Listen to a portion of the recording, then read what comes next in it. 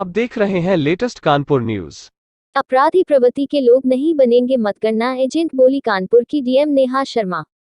किसी भी आपराधिक प्रवृत्ति के व्यक्ति का मतगणना स्थल पर प्रवेश वर्जित है और ऐसे आपराधिक प्रवृत्ति के लोग मतगणना एजेंट नहीं बनेंगे। डीएम नेहा शर्मा ने यह बात आज एक प्रेस वार्ता में कही। जिलाधिकारी ने बताया कि मतगणना स्थल पर मोबाइल लेकर जाना प्रतिबंधित है।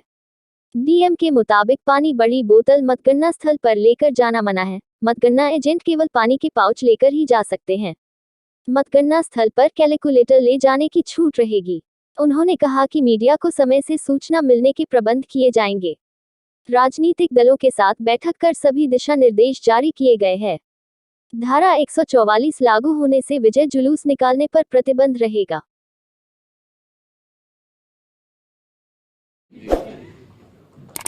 आप सभी को विदित है कि 10 मार्च 2022 को जनपद कानपुर नगर ही नहीं पूरे मतलब जितने भी निर्वाचन क्षेत्र हैं वहां पर मतगणना की दिनांक नियत की गई है निर्वाचन आयोग के द्वारा।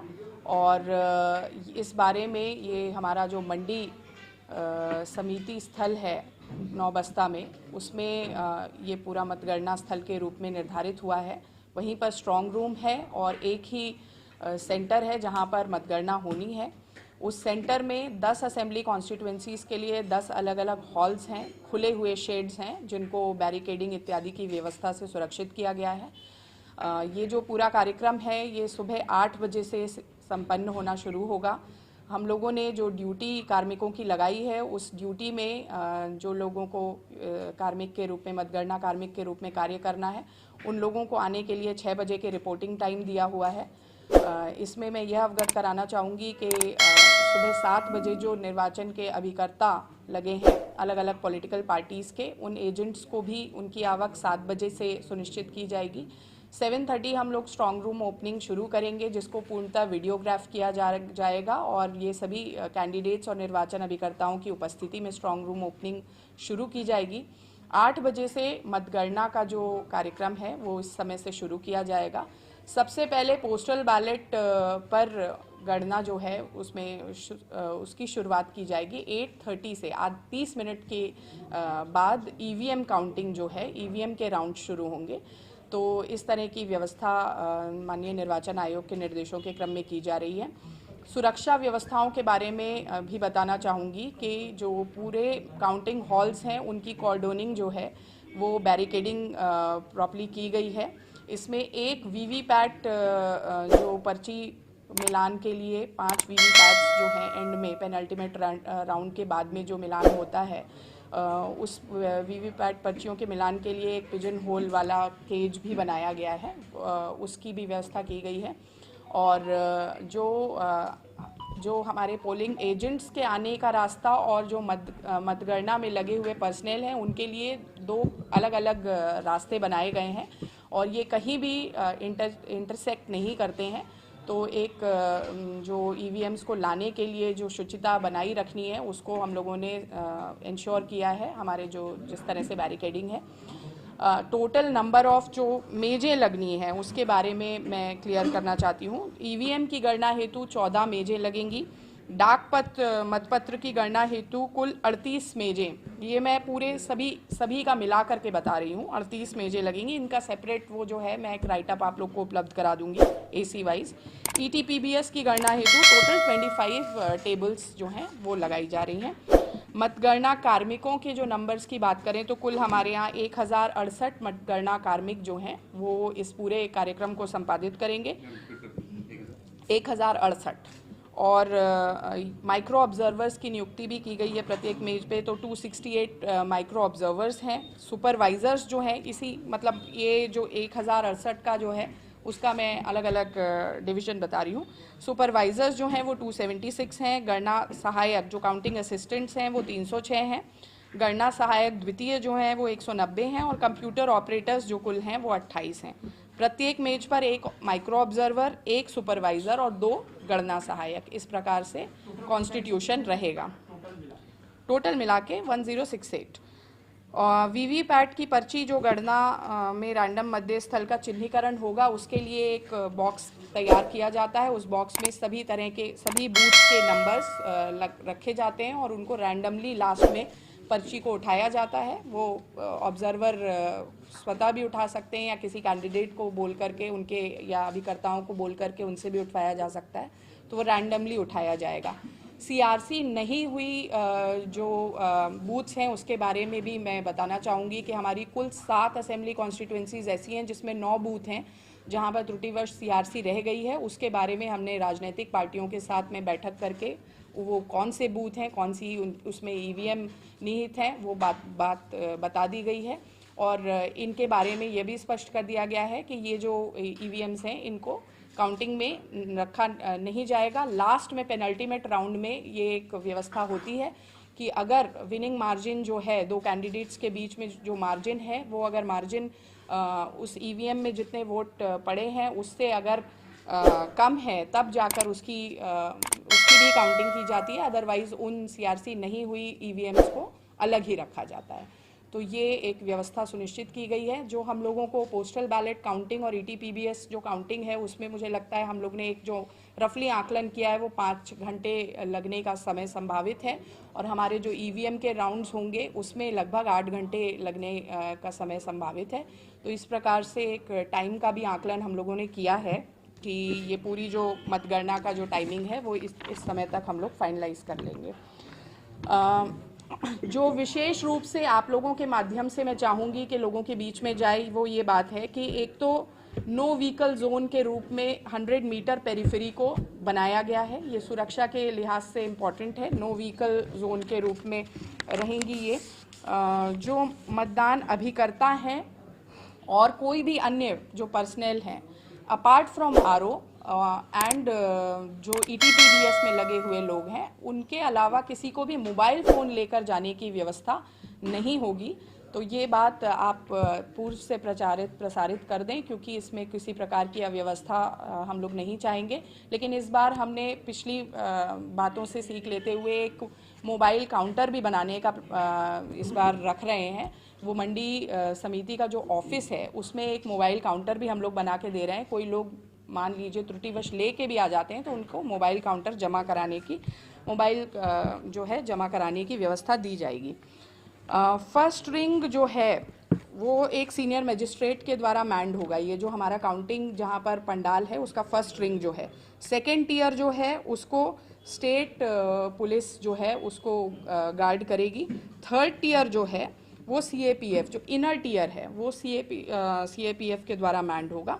और ये हम लोग समय समय पर अगर हमें आवश्यकता लगती है या आरओ को आवश्यकता लगती है तो वो उसको ऑगमेंट भी कर सकते हैं समय समय पे। जैसा कि आप सबको विदित है कि कुल मतदेय स्थल जो हैं वो 3714 हैं और सहायक मतदेय स्थल मतलब मिलाते हुए ऑक्सिलरी बूथ्स हैं 12 और 3702 जो हैं वो मूल रूप से मतदेय स्थल थे। उसके अलावा जो मतों की कितने मत पड़ गए हैं विधानसभा निर्वाचन 2022 में अभी जो हुआ था उसकी संख्या भी आप लोग को शेयर की जा चुकी है। तो इसको बहुत डिटेल में मुझे लगता है मुझे आवश्यकता नहीं पड़ेगी, बहुत लंबा चौड़ा चार्ट है। इसके अतिरिक्त मैं डाक मतपत्रों का विवरण जरूर देना चाहूँगी कि हमारे जो 80+ और पीडब्ल्यूडी वोटर्स हैं जिन्होंने 12D फॉर्म के तहत वोट डाला था, कुल डाक मतपत्र 881 प्राप्त हुए हैं और इन्हीं की काउंटिंग की जाएगी। ईटीपीबीएस के माध्यम से तद दिनांक प्राप्त जो कुल डाक मतपत्र हैं वो 1835 हैं, 1835। डाक से प्राप्त डाक मतपत्र 507 हैं। फैसिलिटेशन सेंटर पर पड़े डाक मतपत्र जो हमारे पोलिंग पर्सनल जो लगे थे वो 9629 हैं। तो इस प्रकार से कुल डाक मतपत्रों की संख्या जो है वो अभी तक 12852 है। तो ये सूचना राजनीतिक पार्टियों के साथ भी साझा की जा चुकी है। मोबाइल के संबंध में विशेष रूप से मुझे ये बात कहनी थी। पानी की बॉटल्स को लेकर भी कन्फ्यूजन था, तो पानी की बॉटल्स पर भी हम लोगों ने जो राजनीतिक पार्टियां हैं उनको बता दिया है कि बड़ी बॉटल्स अलाउड नहीं होंगी किसी भी दशा में। वहाँ पानी के हम लोग कैंपस वगैरह रखवाएंगे, लेकिन अगर पानी लेकर ही आना चाहते हैं तो पाउच में ला सकते हैं, लेकिन बड़ी बॉटल्स किसी भी दशा में अलाउ नहीं की जा रही हैं। मैनुअल कैलकुलेटर्स हम लोग अलाउ कर रहे हैं जो हमारे काउंटिंग एजेंट्स हैं उनके लिए, क्योंकि मैनुअल कैलकुलेटर बहुत आवश्यक कई बार प्रतीत होता है, हैंड से दिक्कत होती है, लेकिन किसी भी दशा में वो मोबाइल बिल्ट नहीं हो, किसी तरह का उसमें इंटरनेट कनेक्शन बिल्ट वाला कोई ना हो, टैब ना हो, केवल और केवल जो कैलकुलेटर के रूप में चीज़ जो यूज़ हो सकती है वो ही अलाउ की जाएगी। और इसको पुलिस के साथ भी हम लोगों ने साझा कर लिया है ताकि किसी प्रकार का कन्फ्यूजन ना रहे। एक बात मैं विशेष तौर पे रखना चाहूँगी कि कोई भी क्रिमिनल एंटीसीडेंट्स वाले काउंटिंग एजेंट्स पर पूर्णतः, क्योंकि पुलिस की आख्या के आधार पे ही हम काउंटिंग एजेंट्स बनाते हैं और वो बनाए जा चुके हैं, वो D-3 पे फाइनलाइज भी हो गई है वो लिस्ट। तो कुछ जगहों पर हम लोगों को रिजेक्शन भी करने पड़े हैं, जो ऐसे लोग थे जो क्रिमिनल हिस्ट्री है। तो इस बात को आपके माध्यम से पुनः इसको रिट्रेट करना चाहूँगी कि क्रिमिनल एंटीसीडेंट्स वाले काउंटिंग एजेंट्स को बिल्कुल भी परमिशन नहीं दी गई है, और इसको लेकर के अगर कोई बात या व्यवस्था होती है तो उस पर आप भी इस बात को रखने का प्रयास करें कि ये बिल्कुल मनाही है और उसको मालूम है, लेकिन वहाँ से कुछ लोग आए थे, उनको चेंज किया गया है। जी, कितने एजेंट एक मतलब विधानसभा में अंदर जा सकते हैं एक पार्टी के? एक विधानसभा में कुल मेजों पर होते हैं जो एजेंट्स, तो 14 मेज पर 14 एक एजेंट हो गया, एक आरओ टेबल पे हो गया, एक आपका ETPBS की 2-3 टेबलें मान लीजिए लग भी रही हैं तो भी एक ही रहेगा, और एक पोस्टल बैलेट काउंटिंग के लिए रहेगा।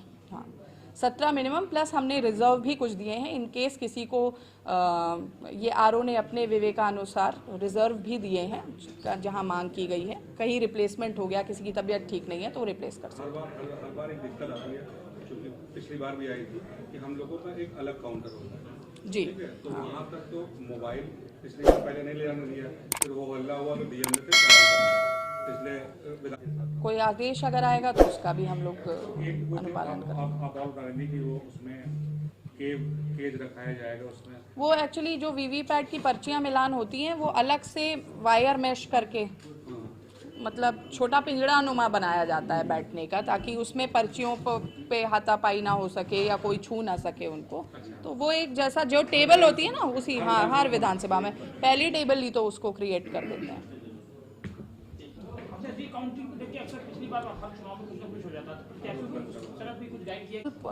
पोस्ट काउंटिंग जो है उस पर भी हम लोग, क्योंकि उस समय पे वो सबसे संवेदनशील समय होता है, शहर में भी जो सिविल डिफेंस के पर्सनल्स हैं उनके लिए एक पत्र ADM सिटी के द्वारा किया जा रहा है। इनफैक्ट विजय जुलूस और इस पर भी हम लोगों की द्वारा रोक की जाएगी, क्योंकि एक बहुत बड़ा जलसा या जुलूस जैसा एक एकत्रित होना, और वो भी किसी ऐसी जगह पर एकत्रित होना जहाँ पे संवेदनशीलता बढ़ सकती है, उसको भी नियंत्रित किया जा रहा है। विजय जुलूस का रोक है? नियंत्रित, क्योंकि देखो 144 भी लागू है, कोविड है ये। हाँ, तो उसमें उसके दृष्टिगत हम लोग उसको राइटिंग में कितने अलाउ करेंगे या क्या करेंगे वो हमें ऑर्डर सभी निकालने हैं, लेकिन नियंत्रित होगा, संवेदनशील क्षेत्रों में नहीं निकलेगा, नियंत्रित होगा। जी, पुलिस की निगरानी में जो भी प्रत्याशी उनको घर तक छोड़ा गया था, क्या इस बार वही व्यवस्था होगी? ये भी संवेदनशीलता एक असेसमेंट की जाएगी, जहाँ पर, क्योंकि ये देखना होगा मार्जिन्स पर भी आधारित है, तो we have our backup teams ready, जहाँ लगेगा वहाँ पे जरूर किया जाएगा। यस, ठीक है। सब्सक्राइब करें हमारे लेटेस्ट कानपुर न्यूज़ चैनल को और बेल आइकन दबाना ना भूलें।